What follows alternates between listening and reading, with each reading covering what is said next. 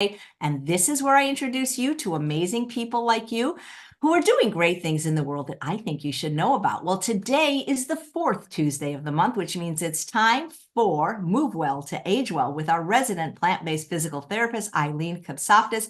And today she's doing a topic that I am so interested in because I sit a lot doing this show, how to sit without pain. Please welcome Eileen. You couldn't have picked a more timely topic because I'm actually in physical therapy now for back pain. I have this. This is just a blanket, but I would love to know if there's something I can buy that's going to be even more effective for when I sit for long periods. Yes, absolutely. There's a lot of things you can do. This is a big topic. I've kind of chosen what I think is like the creme de la creme about what we need to know. And I do have an event that I had done back last September. And I wasn't on your show that month because you were doing other things and I Oh, didn't it's want when to I was at True interfere. North, I think. I was at I True North. think. Yeah. Yeah. So I decided that I would kind of open the gates to that recorded event for everybody. And so they'll have from like next Monday through Friday to go in and watch that whole event. So I'm going to go ahead and share my slides and share what I had prepared for today. And then I want everybody to know that there's a lot more that they can learn if they would like, and it's all going to be available to them starting next Monday. So Sounds good. yes. So we want to reverse that pain that we get when we sit. That is, sitting pain is the worst. And especially like you said, AJ, a lot of what you do, you're sitting through this show. You're not standing with the microphone in front of you. And most people are sitting. We're doing all these Zoom meetings. We're doing all this. Everything is sitting now. And so many more people are having issues when they sit. So I put this in the front. I also have this again in the back in case people don't get to stay through the whole show today and they might miss this, because this is going to open next Monday for access through Friday. It's a 3-day event. I'm giving everybody 5 days to watch it. And there's workouts, there's all kinds of teaching on ergonomics and different devices to use and all kinds of strategies and information that a lot of healthcare professionals may not be aware of. So it's really important that you become informed. That's huge. So that said, this is for educational purposes only. I remember somebody commenting on one of my YouTube videos saying that they had done this and that, and they were in pain now. And when I looked at my video, I didn't teach any of what they said they had done. So I don't know why they had done it or why they were letting me know. But, I don't know what's going on in your world. So please don't do things that you should not do. And I constantly emphasize, if you're doing anything repetitively, it needs to be pain-free and it needs to be successful. And when I get down in the gym and show you some movements for today, I will be emphasizing that as well. And it's really important that we understand authentic human movement. And I just finished writing an article. It's going to be in the NHA magazine coming out for this summer. And I had mentioned this authentic thing, and the editor had said, well, I'm not really sure what that means. So maybe you need to flesh that out. And so I thought when I shared this, I would flesh it out just a little bit for you. Authentic human movement means doing movement that your body was designed to do and not doing exercises that your body was not designed to do repetitively against resistance. And by that, I mean, there's a lot of machines we use in the gym. There's a lot of exercises that we've been taught to do that are not authentic human movement, which means it's not a movement you would ever do in real life for any reason. It's not a movement you would ever do in sports for any reason. Yet for some reason, we do it in the gym against resistance and we do it repetitively. And so that's what leads a lot of people to have problems, issues, pain, tendinitis, tendinosis, trochanteric bursitis. I mean, all kinds of things. And a lot of those can happen even if you don't go to a gym. But the inauthentic movement that a lot of people train in leads to a lot of problems, and it doesn't promote success, especially if you have chronic pain. So, or any kind of pain issues. So you really want to make better training choices and you will have improved results. So just wanted to expand on that authentic term. So we're talking about sitting, and that is something that we've all been doing a lot of lately. And you can see my little tongue-in-cheek title here is Sitting the New Smoking. The Mayo Clinic reviewed 13 studies on prolonged sitting. This means sitting for 6-8 hours a day. with no physical activity. So they kind of both go hand in hand. If you're sitting all day long, you're not really physically active unless you are performing strategies that can negate that, which I'm going to talk about. Life expectancy decreased equal to people with obesity or who smoke daily.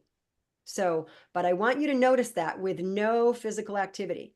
Now, there were some headlines and a lot of articles that were written saying that, you know, even if you exercised for an hour a day, if you sat all day long, then, you know, even exercising an hour a day would not reduce your risk. Well, when you look deep into the studies, which some of the wonderful experts who've been on this show for years will tell you, like Dr. McDougall, when you look deep into the studies and you look at the details, the headlines and the articles aren't really all that accurate. They kind of miss the point. And the point is, what they're seeing is those people who had that life expectancy change for the worse were people who were not physically active. So it wasn't just the sitting that was doing it. Hopefully that's clear. So prolonged sitting for long periods of time is associated with a higher risk of all these issues, you know, the top 3 diseases, the top 4 diseases, you know, heart disease, cancer, diabetes, and then even depression and anxiety. Yes, emotional and mental health can be impacted by these things. But we have to tease stuff out. You know, why is that happening?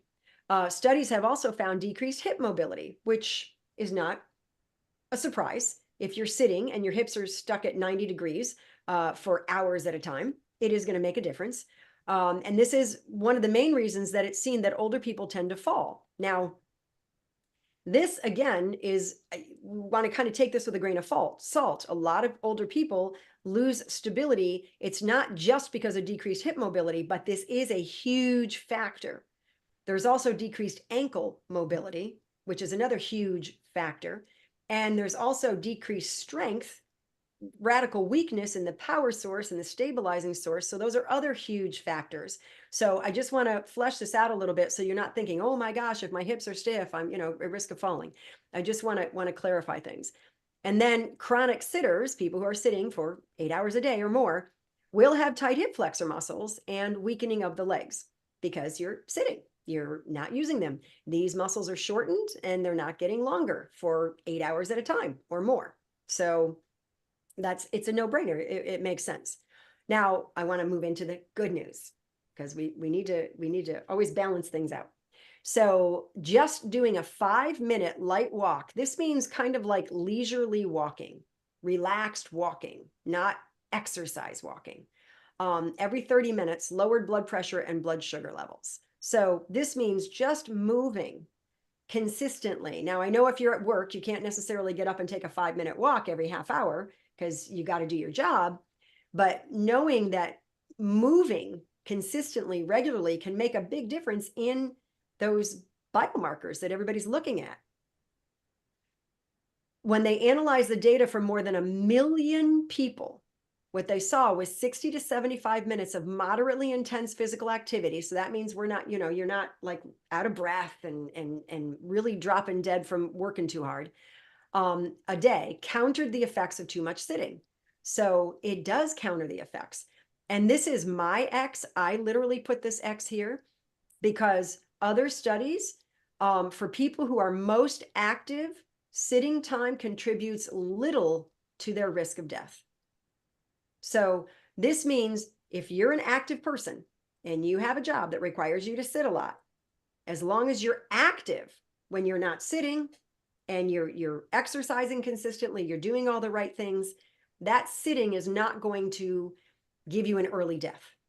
And older studies, past studies used to say that it would.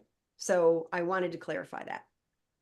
The greatest risk of early death for those individuals who were physically inactive, regardless of the amount of time sitting.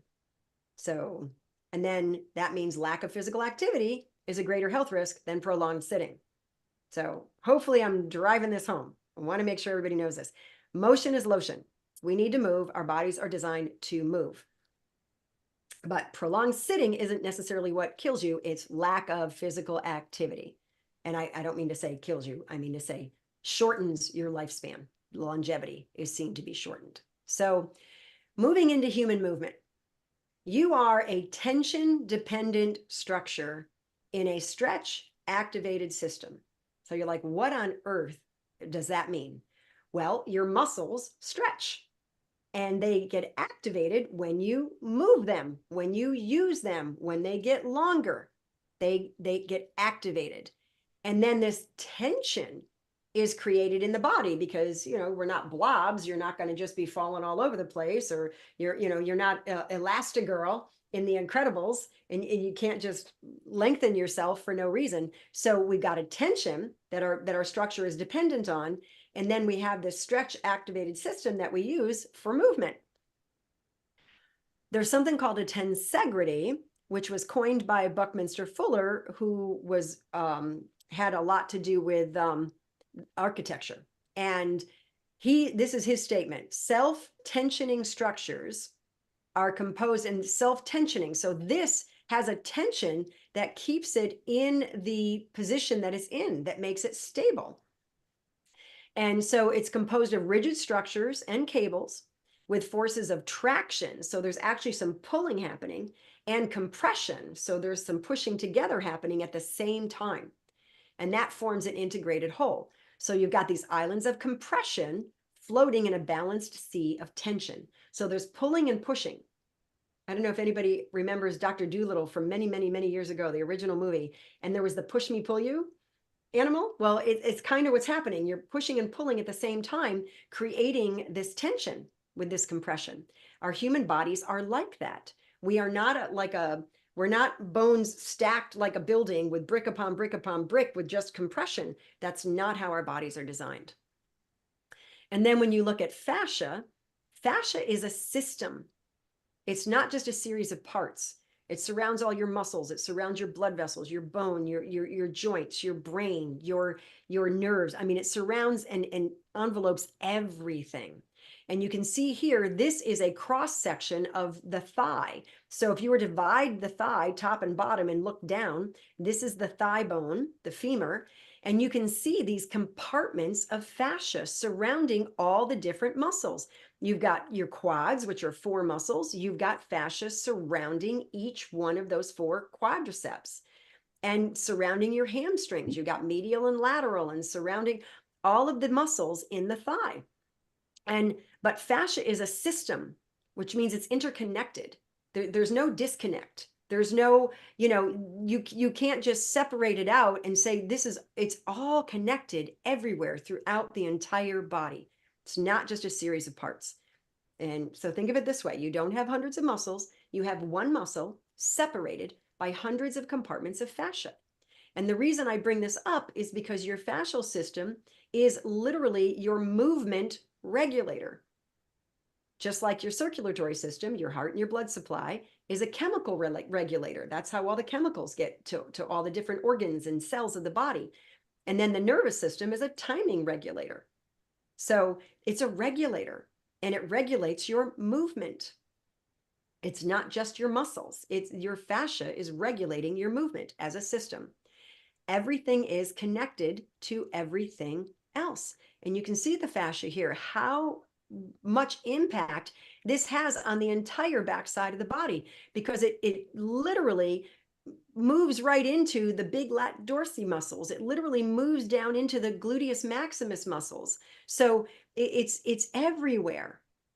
And it's surrounding that muscle. You've got very thin layers. This is the thicker layers in certain areas to provide a lot more stability, a lot more tension, a lot more everything. And then it's very thin, almost a microscopic layer that surrounds the muscles themselves, but it's everywhere. And we need to pay attention to it. And then when it comes to movement, it's functional or it's non-functional, or as I said earlier, authentic versus inauthentic. So you want to be performing functional movements when you do move. And so if you're going to address sitting pain, you want to make sure the movements you're doing when you're not in the chair are functional. You want to achieve that strong, mobile, stable body when you're upright. And it's really critical to focus on real human function. And we want to eliminate as much as possible those non-functional exercises, because not only will they not breed success, but they may potentially create some negative to your body. So you are actually an accordion.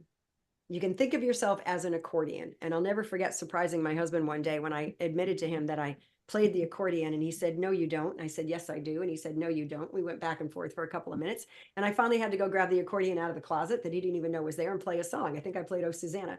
So, but we are an accordion. Gravity loads you so that you can unload, just like the accordion goes in and out. When you're pulling that accordion out, it's filling with air. And then when you're pushing it together, the air is being pushed out to create the music. So it's very cool. Well, we're kind of like that. Gravity loads us so that we can unload. And gravity literally turns on those cells in the body that communicate with your brain and tell you where you are, which are your proprioceptors.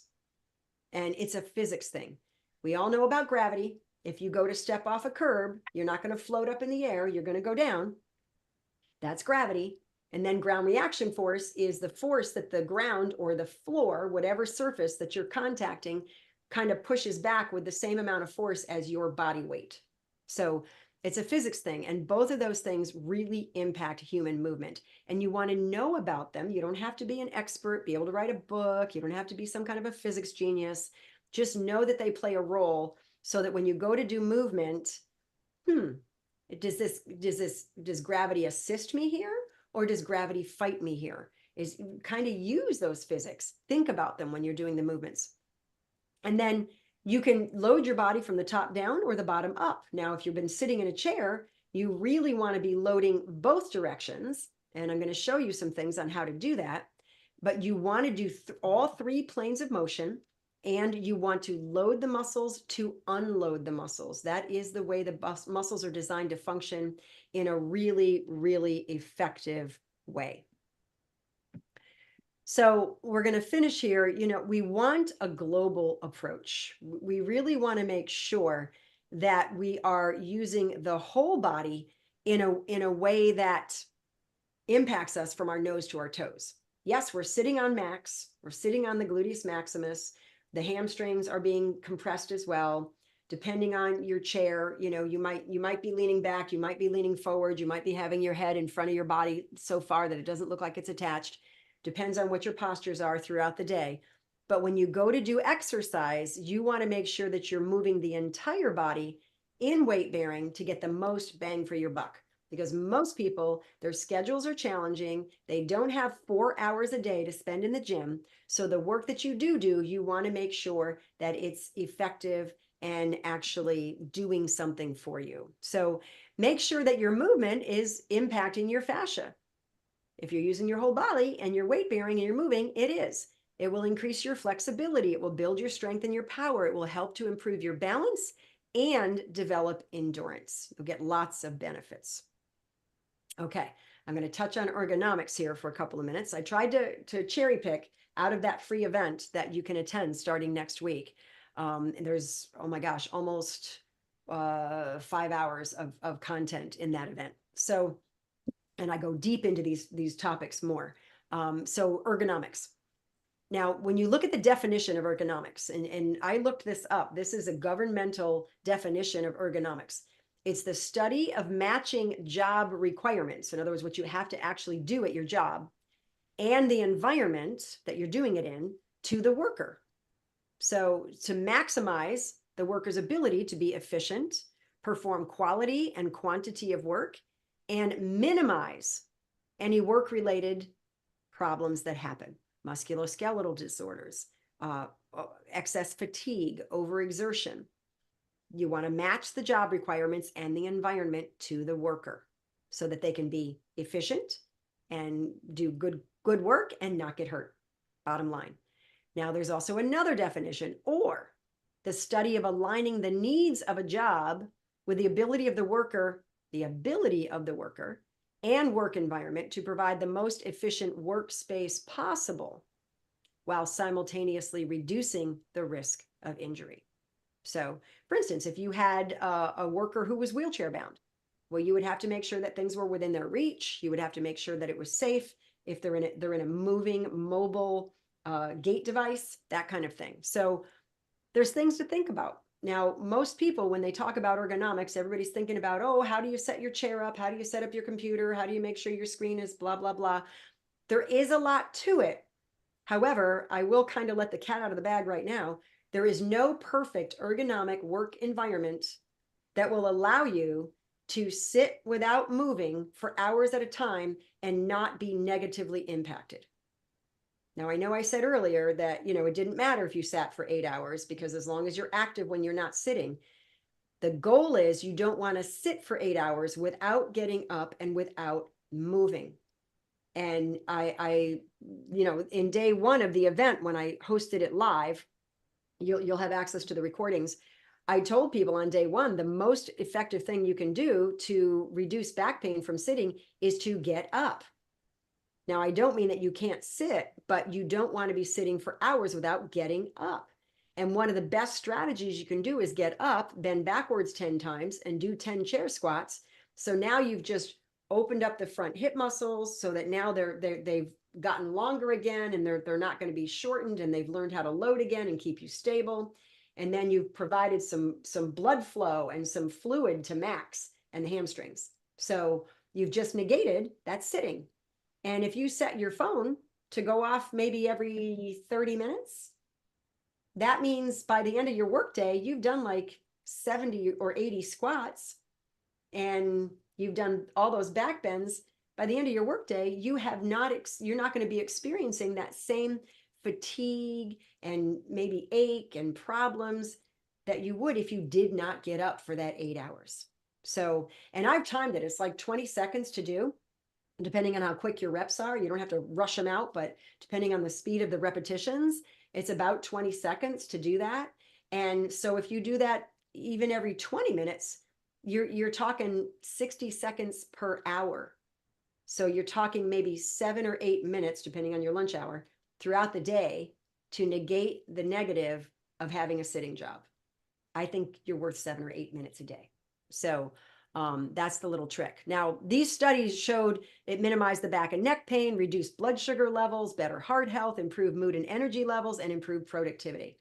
So these studies are really, these studies were talking about moving during the day.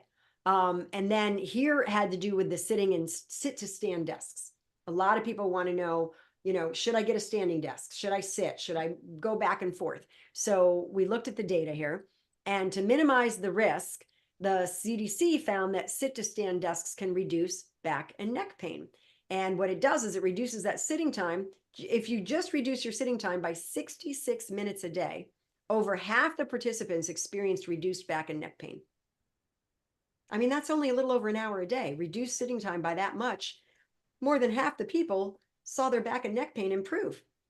And then when that desk was removed, because they were testing, it was a study, the benefits seen were gone after just 2 weeks. So it's not like you just do it and then you don't have to do it ever again. You really need to be implementing these strategies and doing them consistently. And then there was a small study that found that standing for 3 hours after lunch reduced blood sugar spikes by 43%. Now, not everybody wants to stand for 3 hours. Some people have problems. And if you just stand all day for 8 hours, now we end up with other issues, cashiers and bank tellers and people who stand on their feet all day long. If they're standing still, that's the issue, because the body's designed for movement. So, and I tell people, if you have to stand still in a long line and standing kind of bothers you, if you put your feet in sort of a stride position and you don't stand, a lot of the times people like to stand with their feet side by side, and then they just kind of shift their weight from one leg to the other leg and they kind of hang out on the long bone. You want to go in a stride position and just sort of rock a little bit forward and back, but you're doing it sort of diagonal. And now you're creating just micro movement, and you're in a stride position. You're not hanging out on a long bone. Your body is going to be much happier. And I teach this to people who have jobs where they have to stand and they're kind of stuck in one place. And a lot of people report this really helps them. So that's a great strategy. This was a study that found that bus drivers who stood 50% of the time cut their risk of heart disease in half. Now, I know most of us have not seen a bus driver standing up to drive a bus, but it really does make a difference, even overall disease-wise. And then here was a 7-week study found that employees with standing desks were less stressed and fatigued. So there's that happier, less depression and anxiety kind of thing. And then despite the change in working position, employees report that standing desks boost productivity. So overall, very, very good. So what is your goal? Whenever you've got pain or issues, you've got to think about it. Do you want to relieve the pain? Of course you do. But is that all you want? Do you just want relief? I mean, you can take a pain med for relief, but do you want to resolve the cause of the pain? Most people want resolution. They don't want relief. They want resolution. Now it's addressed and it's taken care of and it's gone. And then, of course, the goal is to not get back into the same habits that brought you there to begin with. You don't want to have a reoccurrence or a reversal of your success. So here's a little reminder. You can go to this website and you can sign up for it. And next Monday at 9 a.m. Eastern, you will get an email with the link to access it for 5 days. And there's lots of workouts, lots more detail than what I shared today. But I wanted to make sure that I had the time to go downstairs and share with you some movements that is going to help. The event does have 3 different workouts in it. I kind of picked some of the movements that I thought would benefit you the most that I could teach easiest today in a good time frame. So I'm going to head downstairs. And if you have any devices like that you have to show us, like better chairs or better things to sit on, if you have any advice for that, that would be sure. great. Why don't I? Yeah, thank you for that, AJ. So why don't I show you right now, sitting here. I do have a lot of people benefit from a McKenzie roll. This is a standard McKenzie roll. And so McKenzie, I like the McKenzie rolls because they're very good quality. They're not that expensive. You're talking like $20, $25. So we're not, it's not a huge outlay. This is a standard lumbar roll. They do have ones that are kind of like a half circle. They're a little bit stiffer. So like when I was in the clinic setting, we would have different types. They were all McKenzie, but we'd have different types. And I'd leave the plastic on and let them try them and see if it worked for them. And then if they liked it, they could just take the plastic off and then they could pay for it. If they didn't, they could return it. So, but this works really well. And you can see it's got a strap so you can put it on your chair. I also recommend for people to put them in their car. Now, a lot of cars have really good lumbar supports now, and they can use the little dials to improve the seat in the car. However, most cars are set up so that the hips are kind of lower than the knees. They're not really higher than the knees.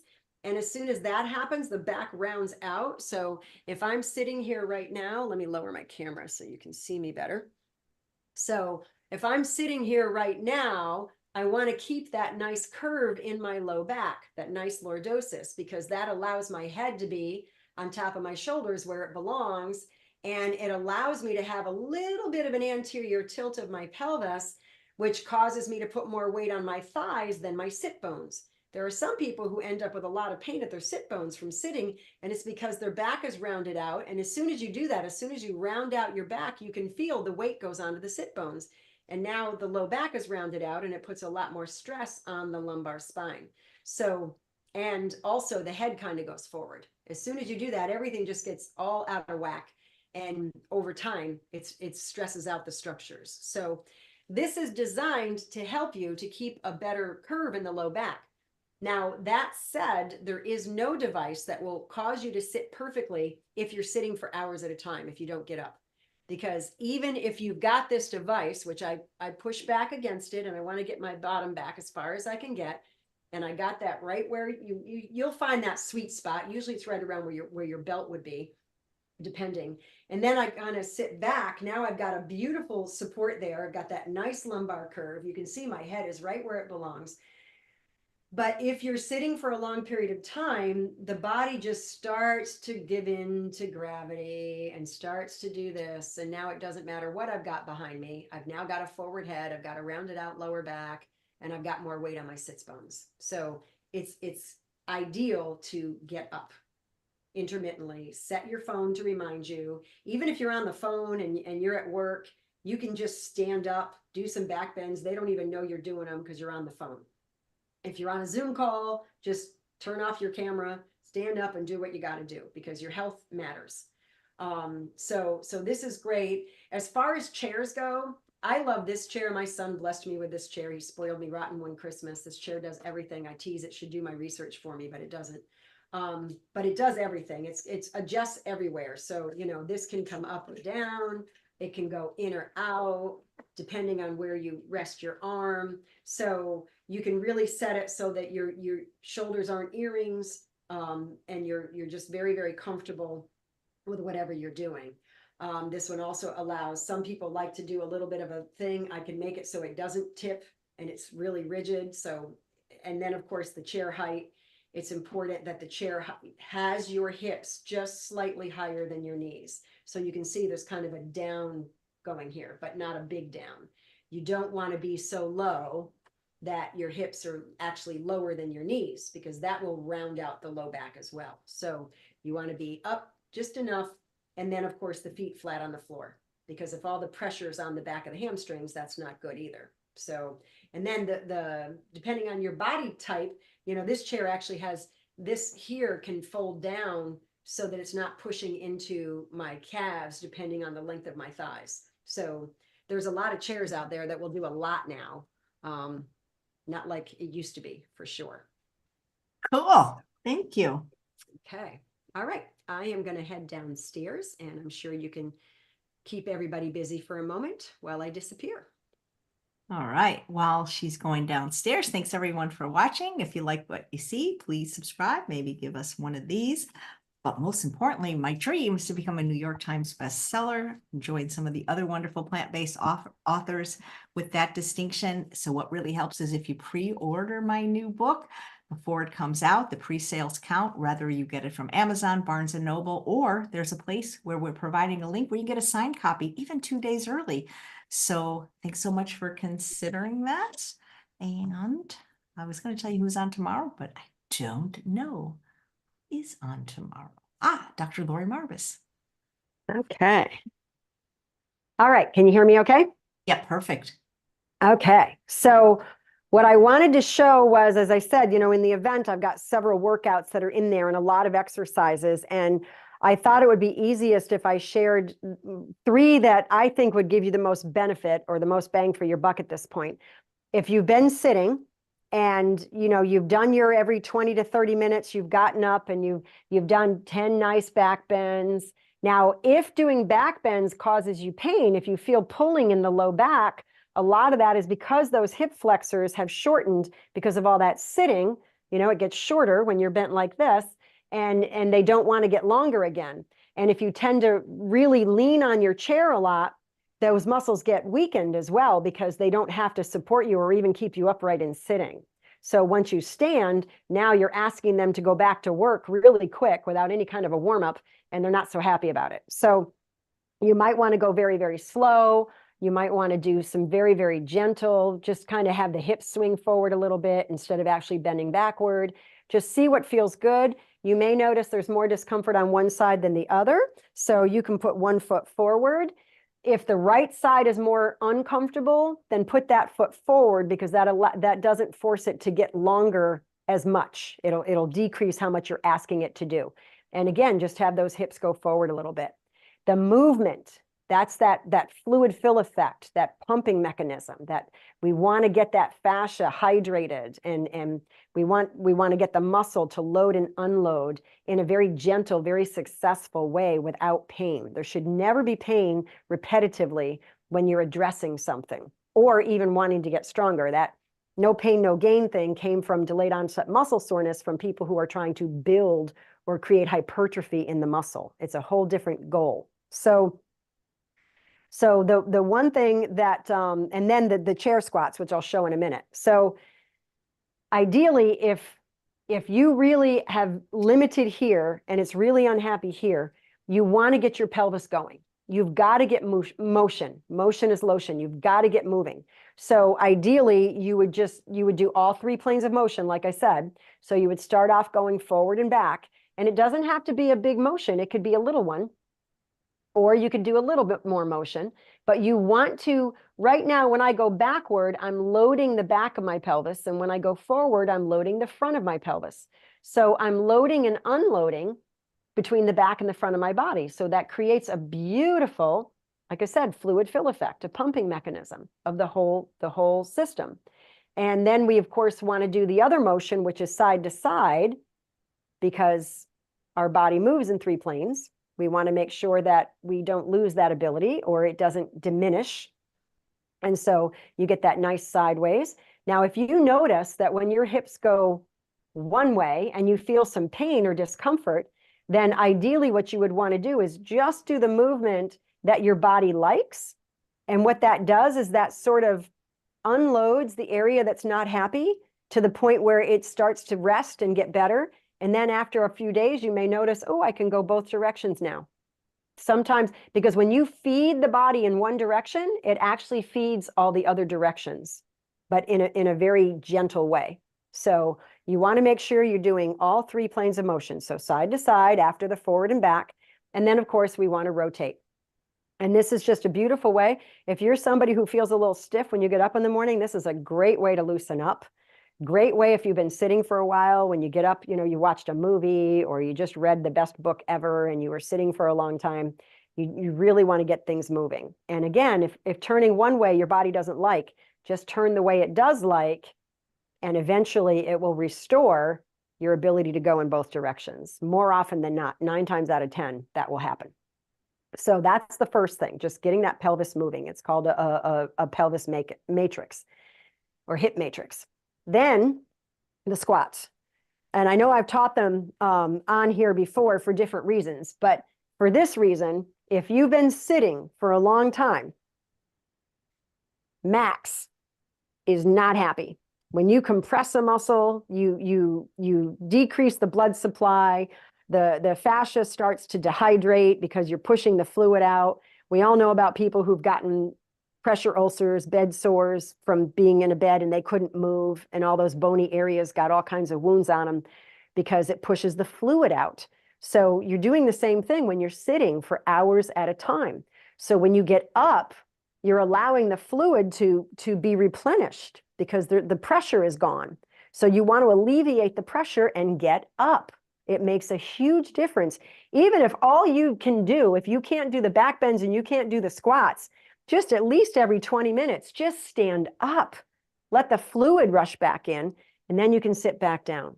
Even just that can make a difference. But if you're able to, do your nice 10 back bends or your little hip matrix, depending on what your body is okay with doing. And then doing the squats, because you've been sitting on max, we want max to build better. So you want to kind of have your bottom go back and down, keeping your knees against the chair. Because if you go this way, you're loading more the quads, which is great if that's your goal. But if our goal is to get Max built up again, because you've been sitting on him, you want to use him more and kind of wake him up. So you can even hold on to the desk to make sure you don't fall down, but you want to go down as low as you can go, push through your heels to come back up. And just do 10 of those. Or if 10's too many, just do 3, do 5. Make sure you're coming all the way up straight so that Max is completely unloaded, and then load him again, load him, load him, load him, load him, load him, and then unload him. And what I mean by load, for those of you who haven't seen my flying monkey, so your muscles like to load. If I take this monkey and I pull him, the more I pull, the more tension gets created, the more loading of tensional energy occurs. The more I load, the further he's going to go when I let go of him because there's more energy. He's loading, loading, loading, loading, loading, and then he unloads. And you can hear him. So that's what you're doing when you go to do these. The lower I go, the more I'm loading. You're loading your hamstrings, you're loading max, you're loading those muscles because they're getting longer and longer and longer, and they're building tension so that you can unload when you come back up. So it's a beautiful thing to be doing, especially if you sit a lot. And then the last thing that I wanted to show everybody was a kind of a combined step motion. Now, again, we can do this in all three planes of motion. I'm going to show you in the sagittal plane, which is forward and back, to keep it simple so people don't get too confused. So the goal is you want to have one leg still and the other leg is just going to step. So I'm going to step forward in a comfortable way as if I was ready to start taking a walk. So it doesn't have to be a big lunge, but I'm going to step forward and then I'm going to step backward. And what that does is that really gets your hip pumping between extension and flexion.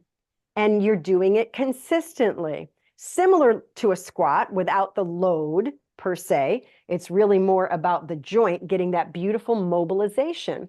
If you've been sitting for a long time, this is a great way to wake up the joint. So say I keep my right leg still, I'm going to come forward and I'm going to come backward. I don't want to knock into my wall here. So backward and forward. Now you can get a little bit more bang for your buck. If I keep my heel down when I step forward, I'm getting a little bit more ankle mobility going on. If I keep that knee straight, now I'm getting some ankle work as well. When I come back, if I want to bend a little, now I'm getting a little bit more glute work. So you can kind of get a little extra things out of this, just a little nuances, but you don't have to worry about any of that. You can just, and you can even add your arms if you want to. So when you come forward, you can come up and really load the front of the body. When you go back, you can come down and load the back of the body. And you can make this a beautiful exercise to get that whole right side of that pelvis loading and unloading. And of course, when you work one side of the pelvis, the other side is working as well. You really can't work one hip. You're always working both, no matter what you're doing. And then you want to do both sides. So left side is still and doing the same thing here. And you can see it doesn't have to be a big, huge lunge. It can be just a comfortable step and really be loading things in a way that just provides that fluid, gets everything hydrated, gets everything decompressed, and just makes your body happy, because sitting does not make your body happy for 8 hours a day. So hopefully that was helpful. And I'm perfectly happy to answer any questions if anybody has any questions. Yes, there is one from Jackie. What can you do for sciatica from cleaning all day if that's your profession? So sciatica has multiple different potential reasons behind it. It can happen, sciatica, for those people who may not know, the sciatic nerve comes through the buttock and provides the nerve supply down the leg. So if the sciatic nerve is being annoyed, and there's a couple of reasons that that can be happening, then you can get pain like right in the buttock area, or you can get pain right down the leg. Now, depending on the distribution of the pain going down the leg, if it's really more like coming down here, lateral like that, that tends to be like an L4-5 distribution. So that may be because of a disc issue. That could be impinging on the nerve root at the spine. So that requires a completely different strategy than if it's the sciatic nerve being annoyed because the piriformis muscle that goes diagonal across the butt cheek might be spasming, and the piriformis muscle could be spasming because that sacrum, that upside down triangle, can be torqued. And that can happen if you were just like a little fender bender in the car, you're sitting, you got rear-ended, or a parking lot little fender bender thing. That can create a torsion. And now the piriformis is kind of getting yanked by the sacrum, and it yanks back. And because the sciatic nerve comes out underneath it, it squeezes the nerve and irritates it and aggravates it. And usually, if that's the cause, every time you take a step, you'll feel pain because that piriformis has to contract whenever you're walking. So it depends on why it's there. What I have found, there's a couple of things, depending on why it's there again. I can't treat anybody or give them a plan of care, of course. That would be irresponsible and unprofessional of me, not knowing more. But I know a lot of people out there are teaching people how to do the piriformis stretch, saying that if you stretch the piriformis, it will relax it.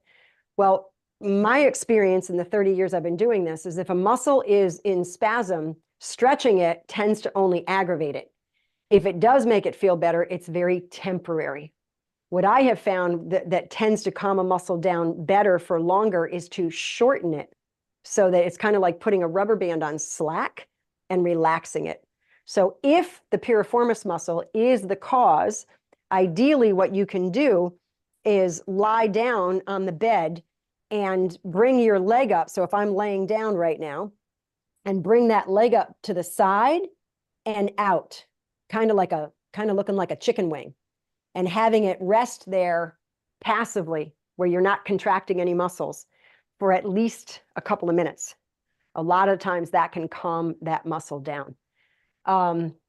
The most important thing is to train the body in a way where the muscles that surround the pelvis are all being loaded and unloaded pain-free in all three planes of motion.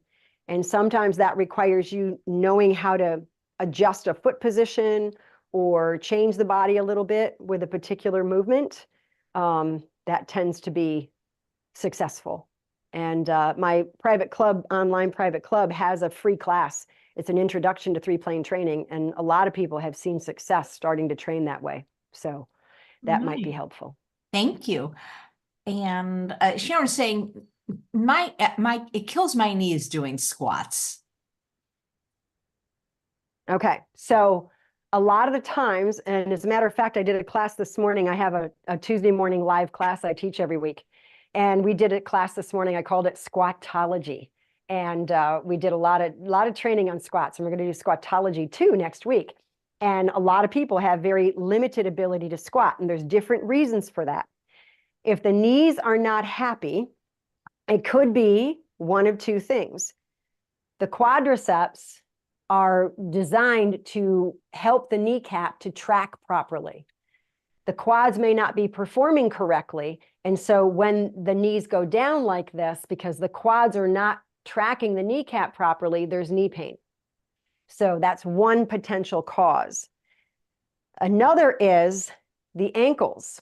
When you go to do a squat, your knees are going to go forward unless you really want to be very much about max and keeping those knees back. And then keeping the knees back, ideally when the bottom goes back and down and those knees are not going forward, they won't complain too much because you're not really putting a lot of pressure on them as they bend. So that can be helpful. And like holding on to something, like holding on to the kitchen sink, as you go back and down, that can make a big difference. And I mean, my knees are doing very little work here right now. It's really all about max and hamstrings more than anything. And I'm pushing through my heels. So that can make a difference. If the ankle is limited, it's usually limited because of dorsiflexion. And so in this morning's class, I had people start off with loading the calf, which is having the foot back and just doing a little drive this way. And as you do this, kind of pushing the heel down, and that can restore that ankle motion that's required to do squats without annoying the knees. So it could be one of those two things. Hopefully that's helpful. Thank you. And here's a question. What do you think of bouncing on a trampoline? Asks Elizabeth. Rebounders are very, very popular. I actually have one for if the weather is really bad and I don't want to walk and I want to get some movement in. So there's a lot, there's different kinds. You've got the like bungee cord straps, you've got the springs. I did research and figured out which one I wanted because I didn't want the noise and I wanted it to be quieter and all of that. They can be very good for you. Unfortunately, a lot of women, they can expose a pelvic floor deficit where women will have unwanted urine leakage when they get on there. So, and then they're like, oh my gosh, what do I do now? So that can be a problem. So it really depends on the person, but you can get some some good exercise. I know there's a lot of, I don't want to say claims, there's a lot of reporting that it promotes immune system function and all these other things, but so does any other repetitive movement. So it's not like they've got the corner on the market. It's just another way to do repetitive movement. And it's great for, it doesn't shock the joints because you get that nice buoyancy. Thank you. Okay. Angela says, do you recommend any foods to eat or foods to avoid for preventing injuries and pain? So foods, we know when my very first show on here with you, AJ, was on food and arthritis and chronic pain and all of that. And yes, there are foods that will promote inflammation in the body, and there are foods that will fight inflammation in the body.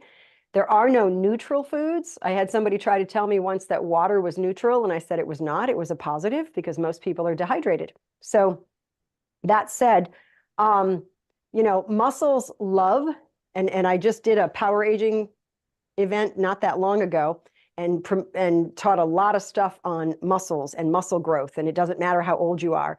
And all of that age-related lean muscle loss is really mislabeled. It's time-related because it's not about age. It's really about the person not exercising for decades. And even a 20-year-old will lose muscle mass if they don't do anything. So it's not about age. So when you hear the age-related stuff, please just take that with a grain of salt and realize it's really more about time and lifestyle and choices. So the best foods are literally complex carbohydrates. Your muscles love complex carbohydrates. They will actually reduce delayed onset muscle soreness and help you to recover faster. And a lot of people are dehydrated. You only need to be like 2% dehydrated if you're not taking in enough water, and your muscles will not be happy about it, and it will inhibit you getting a really good benefit from a workout. So being hydrated is huge, and most people are not well hydrated. And muscles are 78% water, so they really need water.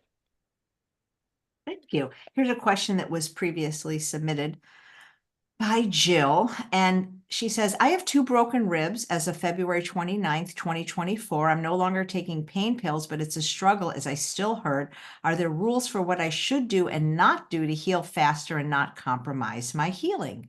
That's painful. I've had broken ribs. You can't cough. You can't do anything. Yes, I know. I've had the same thing from a car accident. So I know you want to brace yourself with a pillow. It's a very uncomfortable thing. And don't try to use crutches because wow, does that hurt? I've been there. So yeah, I feel badly for you. Depending on, I'm assuming at this point that the bones are fully healed. However, the trauma of the injury has not yet left your body. And so I don't want to give you any direct advice because I haven't assessed you. I don't know where you are in your fitness level and your ability and your current status. And I don't know what any healthcare professional has told you to remain restricted with. I do know that breathing can be painful when you've got ribs that aren't happy. And what may be beneficial, if you can tolerate this well, what may be beneficial will be to do some 3D breath work just to start mobilizing that area and creating that fluid fill effect, that pumping mechanism, because your ribs have what's called like a pumping, bucket handle kind of a move when you breathe in. So if you think about filling up a 6-sided box with air, so you can kind of think about, okay, I'm gonna breathe in and expand my rib cage front to back. Do that a couple of times. And it doesn't have to be the fullest breath you can take. Just focus on that dimension. And then breathing in to create width and just kind of even feel the breath kind of go up even into your armpits. Just feel that width. And then go for length where you're feeling your spine get longer and the breath goes up in your neck and down into your pelvis. And just do that nice 3D breathing and try to combine those 3 motions once you've figured out you can do them. And do all 3 at the same time, nice and easy and slow. And if you can do that 5 seconds in, 5 seconds out for like a 10-second breath, that creates a beautiful way for your vagus nerve to tell your body, everything's good, everybody. We can work on repairing and healing now because we're not running from a bear. So it can work really, really well. I would, if that's something you can tolerate, that would be a great way to just start getting things mobilized, just getting that fascia happier again and going from there. As far as restrictions, probably, I mean, again, I don't know your specific situation. I can't really think of anything specific except for maybe, you wouldn't want to be doing any kind of heavy bench presses or those kind of things, or push-ups or pull-ups, because that's going to aggravate things. As long as things are healed and you're not at risk of a fracture, there's really not much that would be contraindicated. It would really be more tolerated pain-wise. Great, thank you. And here's a question. Deborah says, I've noticed that my right foot tends to fan to the right when I stand. What do you think is causing this? That's very common. A lot of people have their one or both feet will turn out. Typically, and there's different reasons. I'll just give the different scenarios. So my own dad used to walk, with his feet out like this when he walked. And he was like 6'2". He was a big man. And I believe his body was just increasing his base of support. So he had more stability, because when your feet turn out, it gives you more stability. Now, if it's only happening on one side, then typically there's something going on that's requiring that leg to be happier and more stable in that position. And there's a couple of different reasons that could be causing that. One of them is the hip. The hip might be lacking some internal rotation, and that's when you turn in front of the hip. If that's not a movement that can be done comfortably and easily, and you can see I'm making a nice 90-degree T here. If that can't be done, then that hip is lacking internal rotation. So it just feels at ease being in a little bit of external rotation. So something has caused it to want to turn out. It also could be the foot. If there's a bunion on that foot, a lot of the times the body just wants to get the big toe out of the way. So it might be turned out a little bit because of that. There could be some ankle issue going on, but there's something that's wanting it to turn out slightly. So it's either a muscle that's shortened or a joint that has lost range. And the best way to assess that is in my online private club. I have a free video that teaches how to do a 3-plane assessment, and you can see what's not working. And then at least then you know your starting point for training. So. Perfect. I like this question because I hope the answer is favorable, because I sit this way a lot. And Deborah says, is sitting cross-legged Indian style, is that what it's called, good for the back? I find it so comfortable. So no sitting position is necessarily harmful. It just depends on how long you're doing it, how often you're doing it, and is there a lot of pressure on certain body parts. I know some people, as they get older, they lose the ability to sit cross-legged because they lose that external rotation and abduction in the hip. So it's probably a good idea to sit cross-legged once in a while and keep that ability, because it'll keep you from losing that range. But what I like to tell people is, if you're concerned about back issues, if you are going to sit cross-legged, and I think I can probably show you, I think there's enough, yeah, there's enough floor here. So if you want to sit cross-legged, if you sit on something, I like to use my melt roller. This is the smaller one, but you can use a wedge, a cushion, anything. If you're sitting on this, if you're up like this, and then you go cross-legged, you can go all the way down. I don't want to get my white pants dirty on the floor, but you can go all the way down. And now, because you've got this wedge under you, it can actually give you a really nice curve here. So you could, sit like this, and it just provides a beautiful way to, it's almost like using a Mackenzie roll up here, but it's down here because you're cross-legged. So hopefully that helps. Cool. So Mackenzie roll, I got to, do you get it on Amazon? Well, you wouldn't want to sit on the Mackenzie roll because you just squish it. But as far as in the chair, yeah, you can buy them anywhere. Yeah, I see them on Amazon. Are they firm, or are they soft, or are they kind of in between? The standard is in between. Okay. Yeah. Cool. And And here's they a tend to question. work for most people. Yeah, that sounds great. Do you work with people with EDS? That's that's the thing that Tim Kaufman. Ehlers-Danlos syndrome. Yep. Yes. Yes. I have worked with people. And that, while that has kind of a blanket um, general status for most people who have it, every person is a little bit different in what their body can do and what they need. For the most part, they want to work more on stabilizing their body than mobilizing, because it is loose ligamentous laxity and a little too much movement. Yeah. Nice. And here's a question from Angela. What about vibrational plates? I looked into the data on that as far as bone building density, and the jury is still out. There are some people claiming that it promotes bone density, but the studies are still inconclusive. Some say yes, some say no. The studies could be a little bit more standardized. So they're expensive, I think, if you were going to get one. If you're using one in a gym or whatever. I haven't read anything that has negative or adverse effects from using one. But if you're counting on it to fix a particular issue, I haven't seen anything that's conclusive. So. Great. Thank you. Well, you always do such a wonderful job with these presentations, and I learned so much. Oh, I just saw another question. Shayna says, what is the best position to sit in while reading?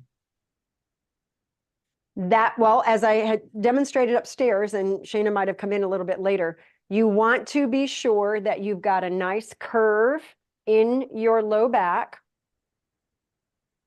So, using that Mackenzie roll, or this chair, believe it or not, I got this chair for like $20. I bought a whole bunch of them for a location that I was teaching at for a while, and very comfortable, and it'll hold up to 300-pound person. So very sturdy. And this creates a beautiful curve in my back when I sit properly. So it's just really well designed. But you want your hips to be a little higher than your knees. You want that nice curve in your low back. And ideally, you want to bring your book up to you. So having something that can rest your elbows, or if you're okay with just holding the book up like this, so that when you're looking down at the book, you're not like this. Because a lot of people will do this, and that's a really bad habit. A lot of people do that with their phones as well. They're like this on their phone. I always say you want to get that head back. You don't want that head forward, because of gravity. As soon as your head goes forward, gravity pulls it down. And women do not want that back curve. Nobody wants that. And that's just going to promote it. So you want the head up and back, and bring that book up to you. That's really ideal. Or you could even get like a big a sitting desk. Some people have those little sitting desks, that you can put it over your lap to hold the book on. Would be good. Nice. And what kind of chair are you sitting in? Asks Shayna. I got this at Sam's Club. I don't know if where you're at, you have them many, many years ago, and I love it. It's really nice. But the most important thing is that your hips are a little higher than your knees, and you can keep that nice lumbar curve and have everything back and head up. Cool. Yeah, I love Sam's Club. I just renewed my membership. There's a question from I think it's Shachi or Sachi. One side of my hip always hurts in the piriformis area when I lift weights, run, hike greater than 10 miles. I did physical therapy, went to the chiropractor. No relief. What would be my next course of action? MRI. Dr. Esser also is an orthopedic surgeon who has a monthly slot. You could ask him, but maybe Eileen has some ideas. So, unfortunately, in my profession, there's not a lot of standardization as far as what's known to the PT that you saw. So everybody, after we graduate from college, we take different coursework, and we can become experts in one area and know nothing about another area. And what I mean by that is and then it depends on how many years they've graduated. And so the standard of care could be very different from one PT to another. And so I have no idea what they would have done with you. It would all depend on what they knew. And a lot of the times, people can't teach what they don't know. What I have found when it comes to piriformis pain that does not resolve, there's an imbalance going on in the pelvis. The sacrum is probably torqued.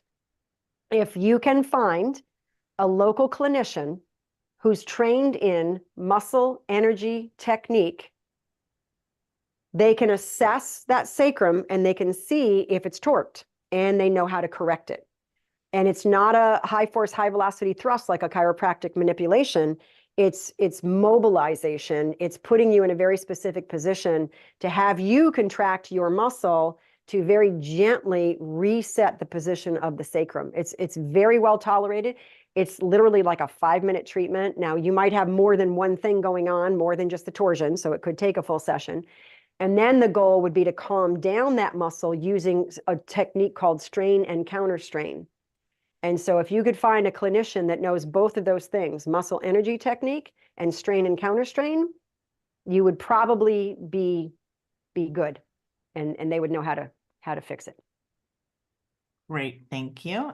And Tina says, I had frozen shoulder surgery and still can't lift my arm above my head. Any secret tricks? You did a whole shoulder show.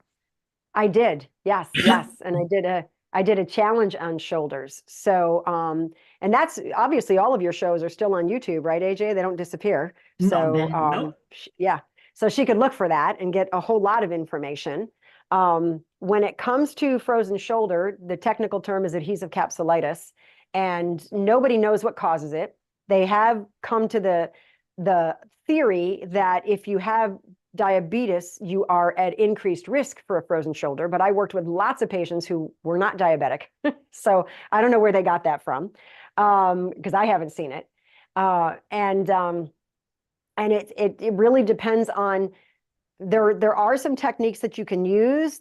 I would recommend, one of the things that can be very, very helpful is trigger point therapy.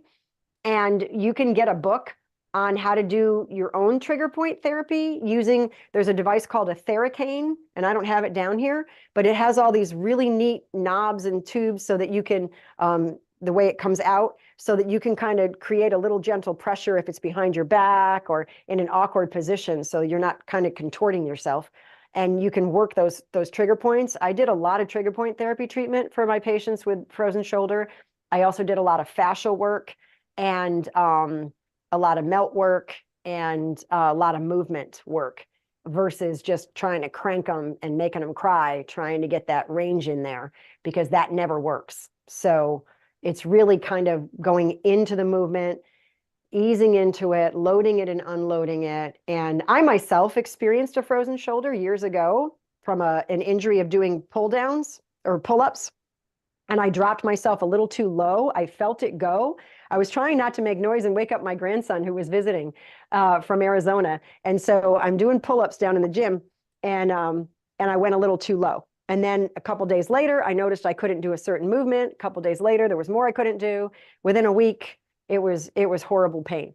I resolved it in about, I know it was maybe 4 or 5 months, versus most people it takes up to 2 years. So there are things you can do that can really help it. But usually there's some little something that aggravated it, which is why the capsule just kind of glues and tries to protect itself. And so you don't want to just go in there and surgical, usually it's a surgical manipulation where they just put you to sleep, and they basically rip all the adhesions by just mobilizing the shoulder. And then when you wake back up, you're in so much pain, you can barely move, and it freezes again. So it's, yeah. I never liked that term, put you to sleep. Mm. So afraid of anesthesia. Okay, so best type of healthcare professional to help heal pain from bad posture. Well, again, it would depend on the PT and what they know. Ideally, PTs would be designed to treat that really well because of their knowledge and education, but they're going to teach what they know. Some massage therapists can be extremely knowledgeable. A lot of the manual therapy coursework that I took was heavily attended by massage therapists. You might even be able to find a melt instructor, and that's like an ice cube melts. It's MELT, the melt method. If you go on meltmethod.com, you can locate an instructor. You might be able to find somebody local there, because doing the melt work can really improve posture. And that event that has free access next week, day 2, I go into posture and have you assess your posture and do movement to improve posture. So you might really enjoy that, and that's free. So. And you do work with people virtually. Susanna, who moderates the chat on the YouTube channel, said she worked with you for about a year and made tremendous difference. Yes, yes, yes. And Susanna was doing a lot of traveling. It's not like we met every week for a year. It didn't take 52 sessions. Right. Thank you. Just so people know. Yeah. Kitty, who's watching on Instagram, says, do you think deadlifting heavy is good for postmenopausal women? So deadlifting is seen in the data to increase bone density for people who have been diagnosed with osteoporosis. The issue is you need to make sure that you know how to deadlift correctly. And so as a matter of fact, AJ, that bundle that was recently successful, Sid Notter and I created a course, and I teach people in there how to do a deadlift safely. But you want to make sure, just as a little aside, because if you have any risk, if you are at risk of fracture because of osteoporosis, you want to have a stick here so that you know you're keeping your head against it, your tailbone is against it, and when you do your bending, it's only happening at the hip, and you're keeping your spine straight. And that way, when you go to do your deadlift, you know you're not going to risk any kind of a vertebral fracture if you're at risk. So some of it depends on what's going on in your world medically, but I know a PT who spent her entire career working with osteoporotic women who have those kind of issues, and she teaches them to deadlift 50 pounds, which you wouldn't think somebody older with osteoporosis could ever do safely, but she can teach them to do that. Of course, they work up to that and they do a lot of other things, but deadlifting can be very healthy for you when done correctly and safely. Sounds good. And then there's another question from Kitty on Instagram, which is, what's the best thing to do for DOMS? Delayed onset muscle soreness? Is that what she's talking about? I think so. Okay. So I think I mentioned it earlier. Lots of carbs, complex carbs. The muscles love carbs as a recovery. Protein, even the Cattlemen's Association, Cattlemen's Beef Association admits that increasing muscle does not require excessive protein intake. And I show that when I did my power aging event. And so it's really complex carbs and lots of hydration, really, really being well hydrated. Those are huge. And then as a physical thing, it depends because DOMS can take anywhere from 24 to 72 hours. It depends on how much you've broken down the muscle. How much have you blasted it? Have you really increased your... I remember doing pyramid sets for squats many years ago, and it took me about 4 days to be able to walk without quads screaming at me because I had broken them down so much. I didn't injure myself. It just took a long recovery time because I really broke them down. So it depends on how much you break them down. But the complex carbs, lots of hydration. And sometimes you can do a little bit of gentle, light, eccentric loading just to get the junk out of the muscles, and it helps with the repair too. Just like, so say if I had DOMS of my bicep, just take a really light weight, like maybe 2 pounds, and just nice and easy, just lower to kind of get it, just sort of create that fluid effect and just get that pumping mechanism there. It can actually help to recover. So. Thanks. And Miss Dawn on Instagram says, what is a good neck support pillow for sleeping? Pillows are hugely unique to the person. Mackenzie makes a cervical roll. So it kind of looks like that lumbar roll that I showed AJ earlier before I came downstairs. But the cervical roll is smaller in diameter and it's longer, and you can slip it in the pillowcase so that whether you're sleeping on your right side, your back, your left side, it's always there to create that nice support in the neck so you're not kind of jamming your shoulder up against your neck. There's lots of pillows out there that will provide that support. It's hugely unique to the person and what's going on with them and why they're having neck pain when they sleep. Some people are just using too much elevation. A lot of people will sleep with a big thick pillow or 2 pillows. So now their head is like this, and it creates a lot of extension at the OA joint and just that protrusion. But that is so unique. There is no magic answer for that. Unfortunately, I know people who've invested hundreds of dollars in all different kinds of pillows before they found what worked for them. Right. Well, thank you so much. Yes. We're done All with right. questions? Okay. We're done with questions. You are Yes. dismissed. Thank you so much, Eileen. This Okay. was Thank you, AJ. my pleasure. And thanks all of you for watching another episode of Chef AJ Live. Please come back tomorrow a little earlier at 9 a.m. Pacific time for Dr. Lori Marvis and a practical approach to cholesterol. Thanks.